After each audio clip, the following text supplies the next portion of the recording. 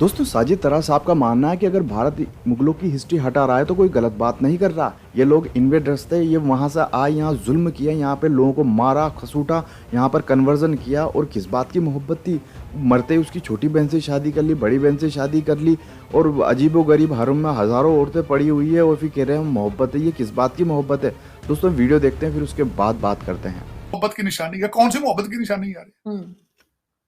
वो पहले किसी और की बीवी थी, फिर इसकी बीवी बनी, फिर इसके उसने मोहब्बत में गया, वो मर गई, एक इतनी बड़ी महंगी बिल्डिंग बना के उसकी बहन से शादी कर ली। ये मोहब्बत है? एक पेपर है, उन्होंने भी लिखा है और न्यूयॉर्क पोस्ट ने भी लिखा है कि वहां से मुगलों की हिस्ट्री को निकाला जा रहा है। मैं ठीक है, निकालना चाहिए उनको, मैं समझता हूं।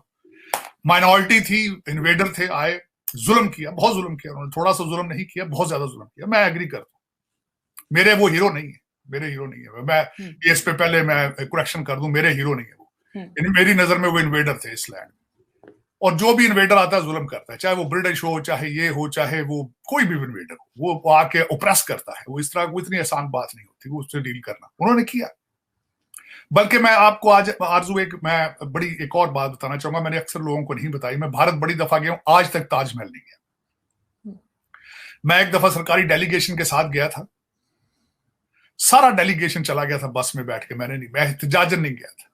मुझे शाम को वो सारे अमेरिकन टेबल पर बैठे डिनर पे, उन्होंने पूछा कि बड़ी अनहोनी बात है कि इतनी 7th wonder on the planet,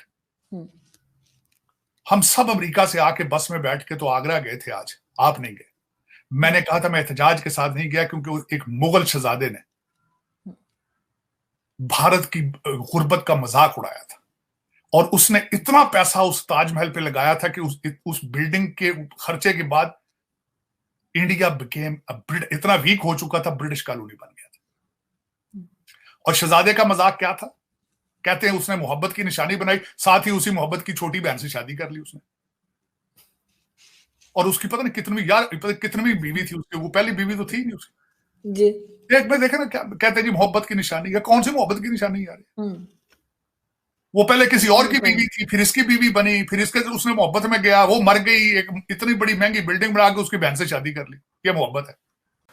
तो देखा दोस्तों आपने, समझदार मुसलमान जो पाकिस्तान के हैं साजिद तरार साहब, और भारत के कई समझदार मुसलमान, उनका भी मानना है कि ये जो इतिहास हटाया जा रहा है, असल में ये इतिहास जो मेन है वो नहीं हटाया जा रहा, बल्कि जो बेमतलब का ग्लोरिफिकेशन किया गया है मुगलों का, तैमूरों का, तुर्कों का, बेमतलब का जो ग्लोरिफिकेशन किया गया है, जिसमें इनको बताया कि ये भारत में जितनी भी खोजी हुई वो सब यही मुगल करके लेके आए। अब ताजमहल यहाँ बनाया तो वो ताजमहल इन्होंने जो इनके इस्लामिक देश थे इतने सारे, वहाँ नहीं बनाया, बनाया ये हिंदू मेजोरिटी में बनाया। और वो भी कहाँ बनाया? राजपूतों की सल्तनत में बनाया। और जो राजपूतों ने इनको ज़मीन दी, जयपुर के राजा ने, कछवाहा वंश ने, उसकी ज़मीन पर बनाया गया है। इनमें और इनमें क्या प्यार मोहब्बत थे, वो अभी वो खुद ने बोला साजिद तरा साहब ने, वो उनकी पता नहीं कौन से नंबर की वाइफ थी, और वो उनके 14वें बच्चे को जन्म, या कौन से नंबर के बच्चे को जन्म देते हुए डेथ हुई थी, और फिर उसके कुछ टाइम बाद ही उसकी छोटी बहन से शादी कर ली थी।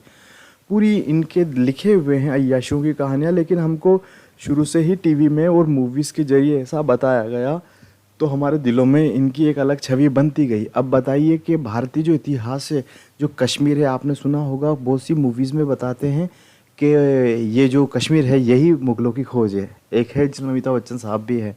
अब बताइए कश्मीर मुगलों की खोज कैसे है? फिर कहाँ गया कल्हण, राज तरंगिणी, ललितादित्य, मार्तन का सन टेम्पल, वो कहाँ गई? वो जो शारदा यूनिवर्सिटी, वो किसने बनाई? फिर सम्राट अशोक जो थे, श्रीनगर, वो नाम ही संस्कृत का है श्रीनगर, वो किसने बनाया? तो ये जिस प्रकार से इस भारत देश में एक प्योर सेकुलरिज्म नहीं चल के बायस्ड सेकुलरिज्म चला है, उसका ही कारण है कि भारत में भी आज कई प्रकार से जो इतिहास को डिस्ट्रॉय किया गया, उसके खिलाफ हिंदू समाज खड़ा हुआ है, और होना भी चाहिए दोस्तों। और सबसे बड़ी बात है कि जो कई मुसलमान हैं, जो भारत के ही लोकल लोग हैं, जो यहीं से कन्वर्ट हुए हैं, उनको भी लगातार ये बताया गया है कि ये आप में से ही है। वो अधिकतर कहते हैं कि ये हमारा इतिहास है। भाई वो आपका इतिहास नहीं है, वो तो आपको अपने इक्वल भी नहीं समझते थे। और ये बात किसने बोली है? ये बात बोली है डॉक्टर फैयाज सर ने, जो पसमानदा आंदोलन का कर्ता धर्ता है। उन्होंने बोला है कि कैसे ये फरमान जारी कर करके भारत के जो लोकल मुस्लिम्स थे, काले कलर के, उनको किस प्रकार से हीन मानते थे, और अपने यहाँ जगह देने से बाकायदा फरमान जारी करते थे कि आपको ये पद नहीं दिया जाएगा, दूर बिठाते थे इनको। बहुत खौफनाक बिहेवियर होता था। अगर आप जाएंगे तो मुसलमानों में जो आज जो खौफनाक जाति प्रथा है अशराफ और पसमानदा में, वो हमें साफ दिखता है। भारत में दलित और पिछड़ों का लगातार विकास होता जा रहा है, पर पसमानदा मुसलमानों को आज भी विकास से कोई लेना देना नहीं है।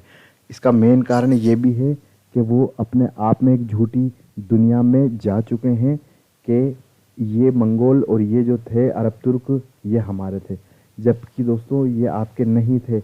इन ताजमहल, इन बड़े बड़े इमारतों में तो जो गरीब लोग होते थे उनको जाने भी नहीं दिया जाता, जिसमें मुसलमान भी शामिल थे। ये केवल एलिट क्लास की एक खौफनाक वो अपना भव्यता थी जो गरीबों का खून चूस के बनाई जाती थी। इससे आपका और हमारा कोई लेना देना नहीं था। अगर वो इतने ही पैसे वाले थे, इतने ही थे, तो उन्होंने अपने मुल्क में क्यों नहीं बना लिए, अपने डेजर्ट में क्यों नहीं बना लिए। उस ज़माने में मिट्टी के घर थे उनके, जहाँ यहाँ पर बड़े बड़े भव्य मंदिर बने हुए थे। जय हिंद दोस्तों।